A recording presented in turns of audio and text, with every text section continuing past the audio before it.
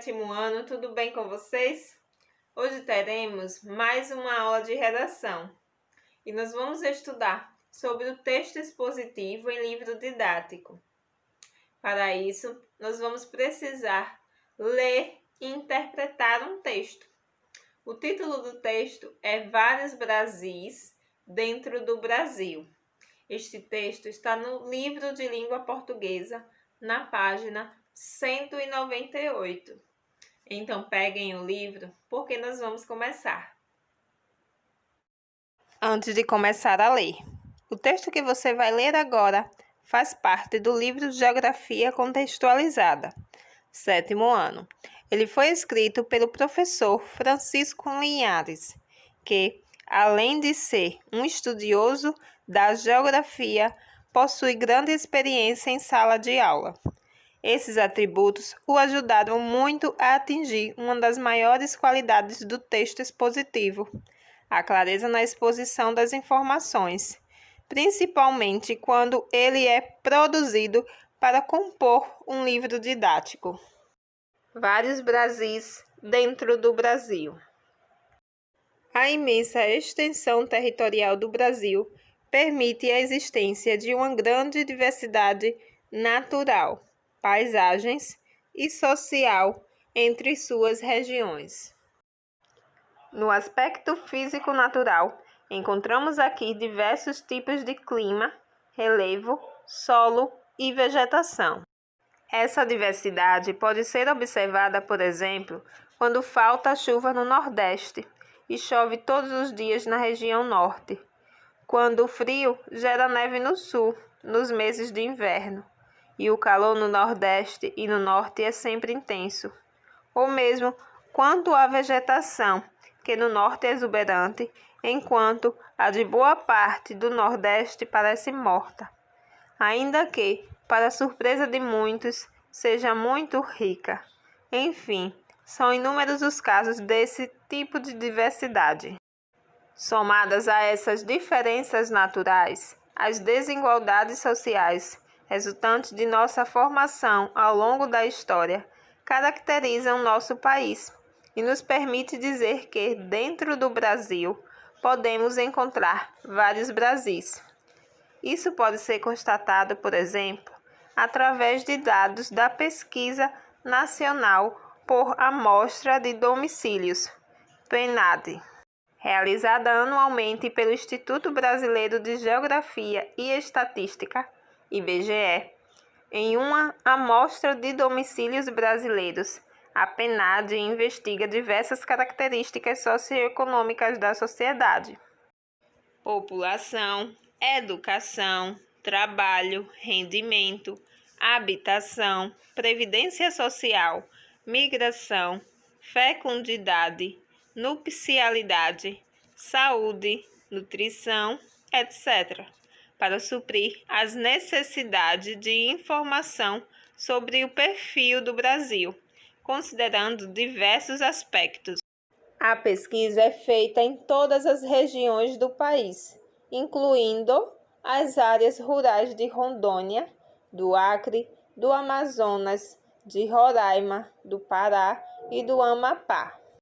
Com base nos dados do PNAD 2008, podemos citar alguns exemplos de desigualdade entre as regiões do Brasil.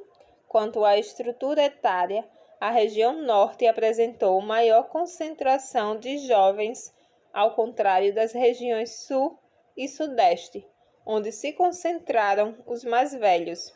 Quanto à população, enquanto nas regiões Norte e Nordeste as pessoas se declaravam predominantemente pardas e pretas, na região Sul, 78,7% das pessoas se classificaram como brancas, e a população parda cresceu em todas as regiões, menos na Centro-Oeste, que, além disso, apresentou uma população não natural dos municípios superior à natural.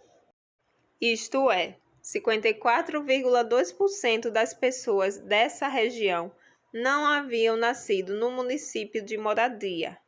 Nas demais regiões, Os percentuais foram de 43,3% no Norte, 31,8% no Nordeste, 41,3% no Sudeste e 44% no Sul. Quanto à taxa de analfabetismo na faixa etária de 10 a 14 anos, as regiões Sudeste, Sul e Centro-Oeste apresentavam um indicador inferior a 1,5%, enquanto no Norte e Nordeste ficava em 3,5% e 5,3%, respectivamente. Enfim, esses são apenas alguns dos inúmeros dados que mostram as diferenças regionais de nosso país. Apesar disso, temos de reconhecer que, pela primeira vez na história do Brasil, começamos por reverter a situação de desigualdades em vários campos, prolongada por séculos, desde nossa formação colonial até o século XX, sem perdermos, contudo, a consciência de que ainda temos um longo caminho a percorrer. Conseguiram compreender o texto? Agora nós vamos responder à atividade de desvendando os segredos do texto, que é referente a esse texto que acabamos de ler. Vamos começar? É importante que vocês deem uma pausa neste vídeo para poder responder sozinhos as questões. Depois disso, vocês podem continuar e corrigir tudo o que vocês fizeram. Combinado? Assim vocês interpretarão melhor e estarão sempre treinando e melhorando a interpretação textual de vocês. Primeira questão.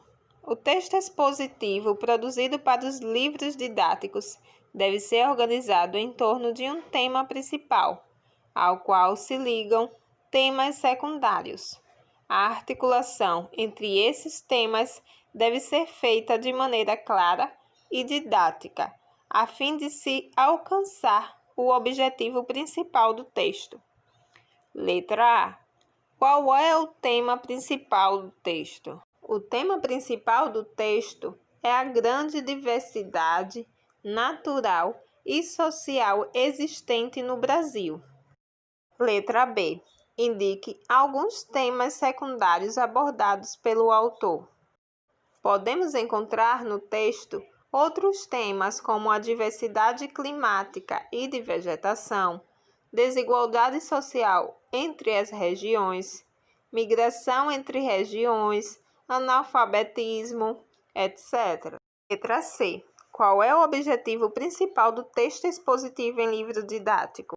O objetivo principal é expor e explicar didaticamente um tema ao aluno. Segunda questão. O que sugere a palavra Brasis no título do texto? Então, podemos entender que a palavra Brasis pode ter o significado de que o Brasil é um país muito diversificado. Terceira questão. O que, segundo o texto, permite a existência de vários Brasis? A resposta é a seguinte: a imensa extensão territorial. Quarta questão. Qual é a função comunicativa desse texto? A função comunicativa é divulgar informações sobre o nosso país. Quinta questão. Para tornar seu texto mais acessível aos alunos, muitos autores de livros didáticos utilizam uma linguagem bastante simples e direta, por vezes próxima de uma conversa, exatamente como ocorre nos artigos de divulgação científica. Isso fica bastante claro com o uso da primeira pessoa, geralmente é empregada no plural. Observe. No aspecto físico-natural, encontramos aqui diversos tipos de clima, relevo, solo e vegetação, segundo o parágrafo. Letra A. Em que modo, tempo e pessoa está empregado o verbo desse período? O modo é o indicativo. Tempo presente e a pessoa é a primeira pessoa do plural, nós. Letra B. Quando o autor se inclui no texto por meio do uso da primeira pessoa, dizemos que o texto é pessoal. Ao contrário, se ele não se inclui, o texto é impessoal. Transcreva o trecho citado, tornando-o impessoal. Conseguiram responder a questão? Então, uma sugestão de resposta é a seguinte: no aspecto físico-natural, encontra-se aqui diversos tipos de clima, relevo, solo e vegetação. Observem que esta resposta é totalmente impessoal. Nós não conseguimos identificar a pessoa presente no trecho. Letra C. Releia o trecho abaixo. Ou mesmo quanto à vegetação, que no norte é exuberante, enquanto a de boa parte do Nordeste parece morta, ainda que, para surpresa de muitos, seja muito rica, segundo parágrafo. Letra A. Como se classifica a palavra muito nesses dois casos? Pronome indefinido e advérbio, respectivamente. Letra B. Como se classifica o termo boa parte? O termo boa parte se classifica como pronome indefinido. Sexta questão. Como no artigo de divulgação científica e na reportagem, é muito comum também no artigo expositivo em livro didático a utilização de fontes para fundamentar as informações. Nesse artigo, que fonte o autor utilizou explicitamente? O autor utilizou a Pesquisa Nacional por Amostra de Domicílios, PNAD. Sétima questão. Com que finalidade é feita a PNAD? Para suprir as necessidades de informação sobre o perfil dos brasileiros. Oitava questão. No artigo expositivo em livro didático, é fundamental o leitor acompanhar a articulação do raciocínio do autor. Várias palavras ou expressões podem auxiliar nessa articulação, tanto na produção quanto na compreensão do texto. São os chamados elementos articuladores, que contribuem enormemente para a coesão textual e para a expressão das ideias. Para perceber isso na prática, releia o penúltimo parágrafo do texto e responda qual é a relação desempenhada pelos seguintes articuladores. Letra A. Contrário. B. Além disso. C. Isto é. E D. Enfim. Então, as respostas são as seguintes. Letra A. Ao contrário, é a oposição entre ideias. Além disso, é a adição de ideias. C. Isto é uma explicação de uma ideia. Enfim, é a conclusão das ideias apresentadas. Agora, vocês deverão fazer a atividade das páginas 209 e 210. É uma produção textual. Então, leiam a atividade e façam a produção no caderno. Em uma próxima oportunidade, nós discutiremos um pouco mais sobre o assunto. Até a próxima aula. Tchau, tchau.